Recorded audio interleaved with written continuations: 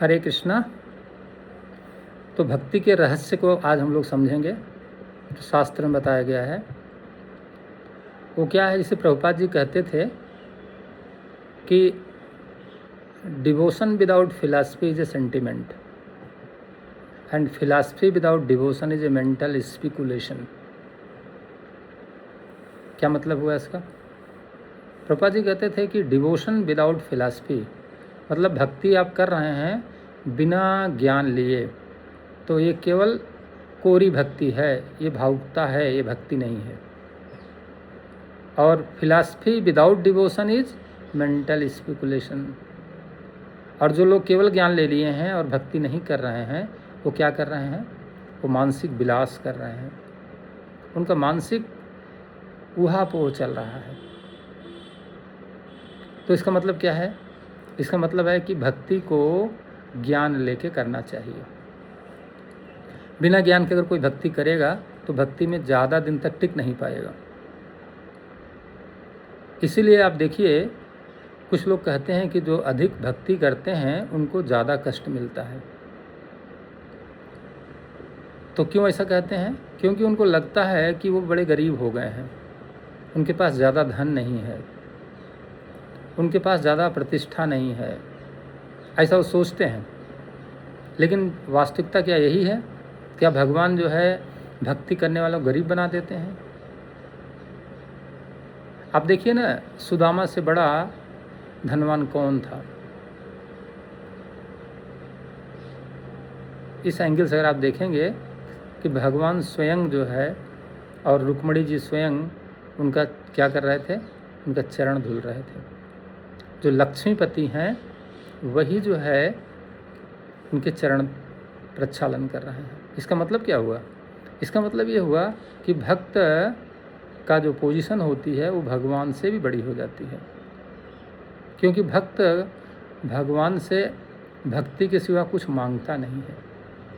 तो भक्ति में केवल समर्पण की भावना होती है और कोई भावना नहीं, और कोई डिमांड नहीं, कोई डिज़ायर नहीं। और जो बाकी लोग कष्ट पाते हैं वो क्यों पाते हैं? क्योंकि उनकी भक्ति जो होती है वो इच्छा अपेक्षा को लेकर के होती है, उनकी डिमांड कुछ रहती है। तो दुख क्यों मिलता है उनको? दुख मिलने का कारण है कि उनके पास अपेक्षाएं होती हैं। वो अपेक्षाएं जब पूरी नहीं होती हैं तब उनको दुख होता है। तो क्या समझना है इसमें? इसमें समझना यह है कि अगर कोई भक्ति कर रहा है तो भक्ति मिश्रित भक्ति कर रहा है कि शुद्ध भक्ति कर रहा है। मिश्रित भक्ति का मतलब भगवान भी चाहिए और संसार भी चाहिए, और शुद्ध भक्ति का मतलब केवल कृष्ण चाहिए, केवल भगवान चाहिए। संसार की उनको आवश्यकता है या नहीं है, इससे कोई फर्क नहीं पड़ता। मिल गया तो ठीक है, नहीं मिला तब भी ठीक है। तो इसलिए हमें क्या करना चाहिए? अन्याभिलाषिता शून्यम। अन्य सारी अभिलाषाओं को क्या करना चाहिए? एक किनारे कर देना चाहिए। कृष्ण से कृष्ण को मांगना है, ये शुद्ध भक्ति है। और कृष्ण से संसार को मांगना है और भगवान को मांगना है, तो ये मिश्रित भक्ति हो गई। तो ज़्यादातर लोग जो भक्ति को समझते हैं वो मिश्रित भक्ति समझते हैं। मंदिर में जाते हैं, आप देखेंगे बहुत लोग माथे पर तिलक लगाएंगे, गले में माला पहनेंगे, हाथ में झोली माला होगी, हाथ में थाली होगी, पूजा की घंटी होगी, माला फूल होगा, ये सब लेकर के मंदिर जाएंगे। चेहरे से देखने में लगेगा बड़े भक्त हैं, लेकिन दिल में बड़ी बेचैनी है, मन में बड़ी बेचैनी है। मन शांत नहीं हो रहा है। क्यों? क्योंकि डिज़ायर ज़्यादा है ना। उसमें से कुछ डिज़ायर पूरी होती हैं, कुछ नहीं पूरी होती हैं। इसका मतलब क्या भगवान प्रार्थनाएं नहीं सुनते हैं? देखिए, भगवान प्रार्थनाएं नहीं सुनते हैं ये बात नहीं बोल सकते आप। भगवान तो प्रार्थना सुनते ही हैं। अब बात ये होती है कि हम कौन सी प्रार्थना उनसे कर रहे हैं, क्या मांगने की कर रहे हैं। भगवान कहते हैं कि एक व्यक्ति पूजा इसलिए कर रहा है कि उसे संसार चाहिए, एक व्यक्ति पूजा इसलिए कर रहा है कि उसे भगवान चाहिए। अब मान लीजिए जो पूजा इसलिए कर रहा है कि उसे संसार चाहिए, तो भगवान कहते हैं कि तुम भक्ति कर रहे हो और भक्ति का मतलब ही होता है भगवान को प्राप्त करना, तो तुम संसार क्यों मांग रहे हो? उसको पा करके तुम्हें फिर कष्ट होगा। जैसे आप ऐसे समझिए कि दो व्यक्ति मान लीजिए स्नान करने के लिए नदी में जाते हैं। एक व्यक्ति स्नान इसलिए कर रहा है कि उसे शरीर की गंदगी साफ करना है, और एक व्यक्ति स्नान करते समय ये अनुभव कर रहा है कि वो कितना उसका मन शांत हो रहा है, कितना वो ध्यान कर रहा है, स्नान करते समय वो फील कर रहा है। और दूसरा व्यक्ति सोच रहा है मेरी शरीर गंदगी साफ हो रही है। स्नान तो दोनों कर रहे हैं और नदी भी वही है और क्रिया भी वही हो रही है, लेकिन दोनों की चेतना में अलग अलग अवस्था है। तो भक्ति में क्या होता है, बाह्य चेतना नहीं देखी जाती है, भक्ति में भीतरी चेतना देखी जाती है। जब भीतरी चेतना हमारी भगवान को प्राप्त करने की हो तो क्या होता है, हमारी सारी क्रिया ध्यान बन जाती है, सारी क्रिया भक्ति बन जाती है। और जब बाहरी क्रिया हमारे शरीर के स्तर पर होती है तो फिर क्या होता है, हमारी सारी क्रिया जो है वो भौतिक स्तर पर हो जाती है। तो अगर कोई व्यक्ति जो है भगवान की पूजा करने के लिए मंदिर गया है और वो शरीर से तो भगवान के नज़दीक है लेकिन मन से वो संसार में है, तो भगवान के नज़दीक होते हुए भगवान से दूर है वो। और एक व्यक्ति जो है जो भगवान के नज़दीक गया है और बड़ी भीड़ में है लेकिन उसका मन भगवान के साथ है, तो भीड़ में रहते हुए बड़ा शांत है वो। ये किस बात पर निर्भर कर रहा है, ये उसकी भीतरी चेतना के ऊपर निर्भर कर रहा है। भीतरी चेतना में उसको कृष्ण से प्रेम है। वो संसार की वस्तुओं को मांगने के लिए भगवान के पास नहीं गया है। संसार की वस्तुएं उसे मिल जाएंगी तो क्या करेगा वो, शरीर की आवश्यकताएं पूरी हो जाएंगी, पर मन तो अभी बेचैन रहेगा ना। तो जब तक मन नहीं शांत होगा तब तक बाहर की वस्तुएं उसको प्रसन्न नहीं कर सकती हैं। वो जानता है इस बात को। इसलिए भगवान श्री कृष्ण भगवद गीता में बताते हैं, अगर आप 7वें अध्याय का 16वां और 17वां श्लोक पढ़ें, भगवान बताते हैं कि चतुर्विधा भजन्ते माम जना सुकृत्नो अर्जुन, आर्त जिज्ञासु अर्थार्थी ज्ञानी च भरतर्षभ। भगवान कहते हैं चतुर्विधा भजन्ते माम, 4 प्रकार के लोग मेरा भजन करते हैं, मेरे शरण में आते हैं। जना सुकृत्नो अर्जुन, ये 4 प्रकार के लोग सुकृत कहलाते हैं, मतलब पुण्य आत्मा कहलाते हैं। कौन कौन से, आर्त मतलब जो दुखी हैं शरीर की पीड़ा से या और भी कोई उनको कष्ट है, चाहे वो मन की बेचैनी हो या शरीर का कोई पीड़ा हो, इसलिए भगवान के पास जा रहे हैं। जिज्ञासु, जो कुछ संसार के बारे में कुछ जानने की इच्छा करता है या भगवान के बारे में जानने की इच्छा करता है। आर्त जिज्ञासु, अर्थार्थी मतलब जिसको धन की इसको रिक्वायरमेंट है, अर्थार्थी मतलब धन पाने के लिए। और ज्ञानी मतलब जो भक्त है, जो भगवान को ही चाहता है। तो 4 प्रकार के लोग भगवान की शरण में जाते हैं। भगवान कहते हैं ये चारों लोग मेरे पास आए हैं इसलिए मेरे भक्त हैं। लेकिन आर्त, जिज्ञासु और अर्थार्थी ये लोग क्या है, मिश्रित भक्ति कर रहे हैं। और जो ज्ञानी होता है वो ज्ञानी को भगवान के अलावा और कुछ नहीं चाहिए। इसलिए भगवान कहते हैं इन चारों में तेषां ज्ञानी नित्युक्ता एकै भक्ति विशिष्यते, प्रियो ही ज्ञानिनो अत्यर्थम अहम स च मम प्रियः। भगवान कहते हैं प्रियो ही ज्ञानिनो अत्यर्थो अहम स च मम प्रियः। इन चारों में ज्ञानी जो है, तेषां ज्ञानी नित्युक्ता एकै भक्ति विशिष्यते, ज्ञानी नित्य जो है एक भक्ति मतलब भगवान को ही उसे चाहिए और कुछ नहीं चाहिए, उसी में लगा रहता है। और बाकी लोग ठीक है भगवान ही मिल जाए तो अच्छी बात है, लेकिन पहले उनको धन दीजिए, पहले उनका दुख दूर करिए, पहले उनका जो चाहते हैं वो पूरा करिए। पहली चीज़ उनको वो है, दूसरे में भगवान है, उसको पहले भगवान है, भगवान से भगवान को ही मांगता है। इसीलिए भगवान कहते हैं उदारा सर्व एवेते ज्ञानी आत्मेव मे मतम, आस्थिता स युक्तात्मा मामेव अनुत्तमाम गतिम। ये भगवान जो है 7वें अध्याय के 18वें श्लोक में बताते हैं कि उदारा सर्व एवेते, यद्यपि सभी लोग उदार चित्त वाले हैं, इनके हृदय में ज़्यादा गंदगी नहीं है, परंतु भगवान कहते हैं ज्ञान उदारा सर्व एवेते ज्ञानी आत्मेव मे मतम, ज्ञानी जो होता है वो मेरे ही समान रहता है। क्योंकि वो मेरे लेवल पर ज्ञान लेकर के मेरी भक्ति कर रहा है। तो आस्थिता सही युक्तात्मा मामेव अनुत्तमाम गतिम, मेरी अनुत्तमा भक्ति को प्राप्त कर लेता है, मेरी शुद्ध भक्ति को प्राप्त कर लेता है। परंतु बाकी लोग जो होते हैं वो क्या करते हैं, वो चूँकि भगवान को ही नहीं चाहते हैं, वो संसार को भी चाहते हैं, इसलिए उनको बार बार जन्म लेना पड़ता है।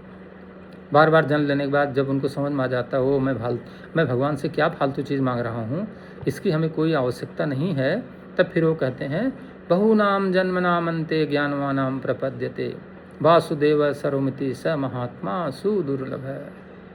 तब उनको समझ में आता हो मैंने अपना टाइम वेस्ट किया, इसको इतना मुझे करने की आवश्यकता नहीं थी, मुझे कृष्ण से कृष्ण का प्रेम मांगना था, भगवान से भगवान का प्रेम मांगना था।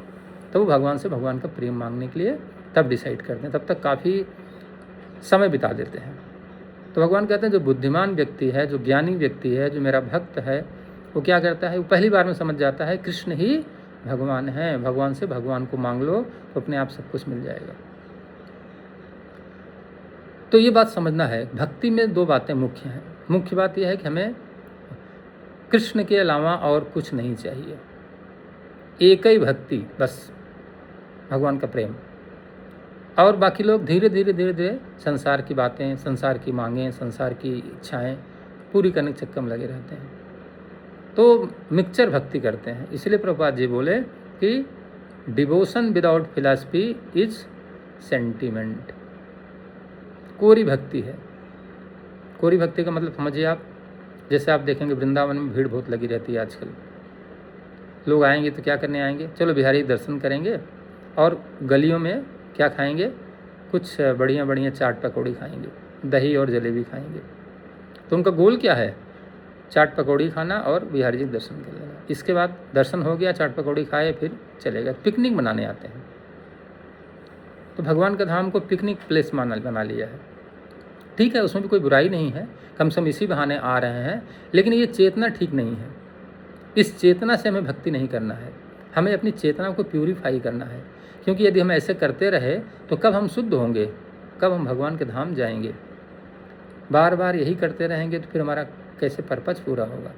तो हमारा पर्पज क्या है, हमारा पर्पज ये है कि हमारा मन के अंदर जो भोग के विचार चल रहे हैं वो शुद्ध हो जाएं, हमारी चेतना प्यूरीफाई हो जाए, तब जा करके समझिए हमारा पर्पज पूरा हुआ। तो उसके लिए हमें क्या करना होगा, उसके लिए हमें ये समझना है कि ये जो भोग की इच्छाएं हैं संसार में, यही हमारे लिए बाधा है। इसी कारण हम लोग संसार में बार बार जन्म मृत्यु के चक्कर में घूम रहे हैं। तो ये चीज़ों के हम इन चीज़ों को हमें अपने से क्या करना पड़ेगा, प्यूरीफाई करना पड़ेगा। तो प्यूरीफाई करने के लिए तरीका क्या है, कैसे करेंगे भाई। ये तो पता लग गया कि मन जो है भोग के कारण जो है संसार में हमें फंसा रहा है। तो देखिए मन की विशेषता क्या है, मन की विशेषता यह है कि मन जो है स्वतंत्रता से ज़्यादा सुरक्षा चाहता है। मन स्वतंत्रता नहीं, वो सुरक्षा चाहता है। उसको लगता है कि यदि मेरे पास अधिक धन हो जाएगा तो मैं ज़्यादा सुरक्षित रहूँगा भविष्य में, यदि मेरे पास ज़्यादा लोग हो जाएंगे तो मैं बहुत ही, मेरा संबंध बहुत अच्छा रहेगा, यदि मेरी मान प्रतिष्ठा बहुत हो जाएगी तो मैं बड़ा ही सुरक्षित महसूस करूँगा। तो धन के माध्यम से, जन के माध्यम से और प्रतिष्ठा और यश के माध्यम से सुरक्षा ढूंढता है। ये मन की चाल है। अब हमें समझना है कि जब हमारी चेतना स्वतंत्रता चाहती है, हमारी आत्मा स्वतंत्र होना चाहती है, शरीर से मुक्त होना चाहती है, और मन क्या है, वो सुरक्षा चाहता है। इन दोनों के बीच में द्वंद्व चल रहा है। अब इन द्वंद्व को हमें हटाना है। सही क्या है, सही स्वतंत्रता है, सुरक्षा नहीं है। क्योंकि धन जो अगर मान लिया किसी को बहुत अधिक मिल गया, जिसे आज के डेट में लोग करोड़पति अरबपति हैं, धन पाने से अगर वो सुरक्षित होते तो वो दुखी क्यों होते। धन में यदि सुख होता तो उनको दुख नहीं मिलता, परंतु धन से सुख नहीं मिला उनको। तो धन से जो सुरक्षा की भावना थी वो पूरी नहीं हुई। धन खुद उसका अस्थायित्व तो टेम्परेरी है, तो कैसे आपको परमानेंट वो प्रोवाइड कर देगा। तो जो चीज़ खुद टेम्परेरी है वो आपको परमानेंट कैसे दे सकती है, ये फील हमको समझना है। ये बात हमें समझ लेना है कि संसार की हर वस्तुएं ऑलवेज चेंजेबल हैं, ऑलवेज बदलने वाली हैं। वो संबंध जिसको हम समझते मेरा परमानेंट है वो भी बदल जाएगा। वो जिनको हमने कभी बच्चा देखा था वो आज बूढ़ा हो गया, वो जवान हो गया, फिर वो कल बूढ़ा हो जाएगा। जो कभी धनी था वो गरीब हो गया, जो गरीब था वो अमीर हो गया। सब कुछ तो बदल रहा है। Everything is every moment changeable. तो ये बात हमें समझना है कि मन की चाल है, तो इस चाल से हमें अपने आप को अलग करना है। तो जो धन को हम पकड़ने की कोशिश करते हैं, धन को पाना गलत बात नहीं है, धन को पकड़ना गलत बात है। रिश्तों या संबंध को पाना कोई गलत बात नहीं है, उसको पकड़ के रखना ही गलत बात है। प्रतिष्ठा को पाना कोई गलत बात नहीं, उसको पकड़ के रखना गलत बात है।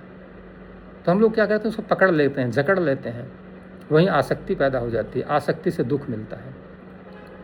तो भगवान क्या करते हैं, जब हम भगवान के सामने प्रार्थना करते हैं तो भगवान हमारी पहले उन प्रार्थनाओं में सही बुद्धि देते हैं। सही बुद्धि दे करके हमें समझाते हैं कि देखो ये धन, ये जन, ये आसक्ति, ये अपेक्षाएं, ये अहंकार, ये सब क्या हैं, ये सब तुमको संसार में बांध देंगे। तो भगवान पहले हमारी क्या करेंगे कि प्रार्थना सुन करके हमारी चेतना को सही करते हैं। तो जो भक्त होता है ना, उसकी चेतना पहले सही होती है। तो भगवान उसकी प्रार्थना सुन रहे हैं ना, तभी तो उसकी चेतना सुधर रही है। तो वो प्रार्थना को सुन करके भगवान उसको सही कर देते हैं। तो वो भक्त क्या करता है, उसकी डिमांड ही नहीं करता है। तो सुदामा जी भगवान से धन मांगने के लिए नहीं गए थे, अपने मित्र से मिलने गए थे, लेकिन जब भगवान ने उनकी पोजीशन देखी तो भगवान ने एक लोक प्रदान कर दिया उनको। तो आप देख सकते हैं भगवान कितने करुणामयी हैं। भगवान संकल्प मात्र से एक लोक प्रदान कर देते हैं। भगवान का भक्त कभी गरीब नहीं होता है, भगवान का भक्त बहुत अमीर होता है। आप देखिए ना, ध्रुव महाराज भगवान से क्या ब्रह्मा की पोजीशन मांगने गए थे और भगवान ने उनको ध्रुव लोक प्रदान कर दिया। कैसे? जब भगवान समझ गए कि अब ये शुद्ध हो गया है, तब उन्होंने मांगा भी नहीं भगवान से, नहीं नहीं हमको ये चाहिए। भगवान ने कहा नहीं, क्योंकि तुम मेरे पास आए हो इसलिए मैं तुमको प्रदान करूँगा। और 36,000 साल तक के लिए उनको शासन करने के लिए अलाउ कर दिया। यहाँ लोग 5 साल की गवर्नमेंट चलाने में 50 प्रकार के पॉलिटिक्स करते हैं, फिर भी सरकार गिर जाती है। और उनको 36,000 साल के लिए भगवान ने क्या किया, ध्रुव लोक प्रदान कर दिया। तो भगवान का भक्त गरीब नहीं होता है, भगवान का भक्त बहुत ज़्यादा धनवान होता है, क्योंकि स्वयं लक्ष्मीपति उनके संग होते हैं। हमें बस केवल भगवान से भगवान को मानना है। तो जो लोग भगवान से प्रार्थना करते हैं ना कि भगवान मुझे धन दीजिए, तो भगवान उनको धन तो दे देते हैं, लेकिन उनकी चेतना सही नहीं होती है। जब तक उनकी चेतना सही नहीं होगी तब तक क्या होगा, उनके अंदर परिवर्तन नहीं होगा। तो परिवर्तन करने के लिए हमें भगवान से प्रार्थना करनी है। तो प्रार्थना से भगवान हमारी चेतना सही करेंगे और फिर ऑटोमेटिक हम भगवान से इस संसार की वस्तु नहीं मांगेंगे, लेकिन भगवान चूँकि जानते हैं कि इनको ये आवश्यकता है इसलिए भगवान को प्रदान कर देते हैं। तो कोई इसमें प्रॉब्लम नहीं है। भक्त भी अगर भगवान के पास जा करके भगवान से भगवान को मांग रहा है तो भगवान संसार भी उसको देंगे और भगवान भी देंगे। लेकिन भक्त को संसार की ज़रूरत नहीं है, संसार में रहता उससे चिपकेगा नहीं, उसमें आसक्त नहीं होगा, क्योंकि वो जानता है कि हमारे दुख का कारण है। और भक्त जो मिश्रित भक्ति करते हैं वो चिपक जाते हैं, इसलिए समस्या का कारण है। तो भगवान की भक्ति करने में दुख नहीं मिलता है, वो केवल हमारी चेतना का प्रॉब्लम है। वही चेतना सही कर लिया तो काम बन जाता है। तो इस भाव से हम लोगों को भक्ति करना चाहिए कि पहले हम अपने चेतना को सही करेंगे, फिर हमें भगवान से भगवान का प्रेम प्राप्त हो जाएगा। तो internal change is very important then external change. आजकल लोग क्या करते हैं, एक्सटर्नल चेंज में लग जाते हैं। बढ़िया ड्रेस होना चाहिए, बढ़िया टीका होना चाहिए, बढ़िया माला होनी चाहिए, बढ़िया झोली होनी चाहिए, बढ़िया थाली होनी चाहिए। ये ठीक है, होना है तो कोई बुरी बात नहीं है, करिए। लेकिन वो दूसरा पार्ट भी तो इम्पॉर्टेंट है, एक इंटरनल पार्ट भी तुम्हारा इम्प्रूव होना चाहिए। पर एक्सटर्नल इम्प्रूव किया, इंटरनल इम्प्रूव नहीं किया तो क्या फ़ायदा हुआ। इंटरनल पहले इम्प्रूव करिए, एक्सटर्नल बाद में इम्प्रूव करिए। और अगर दोनों साथ साथ कर सकते हैं तो बहुत ही अच्छा है। इस भाव से जब आप भक्ति करते हैं तब आपको कोई दुख नहीं होगा। आपको दुख आएगा तब भी अच्छा लगेगा और सुख आएगा तो भी अच्छा लगेगा, क्योंकि भगवान बोलते हैं समर्पण का मतलब ही होता है अनुकूलस्य संकल्प प्रतिकूलस्य वर्जनम। अनुकूलस्य मतलब जो आपके अनुकूल, जो भगवान के अनुकूल हो उसको आप स्वीकार करें, और जो भगवान जिस चीज़ को लाइक न करते हो वो उसको आप रिजेक्ट कर दें। भगवान ने हमें कोई चीज़ नहीं दिया तब भी अच्छा ही है। इस भाव से हम भक्ति करें तो दैट इज़ कॉल्ड प्योर भक्ति, शुद्ध भक्ति, वही समर्पण की भावना है। और इसी भाव से हम भक्ति करते हैं तो हमारी उन्नति हो जाती है।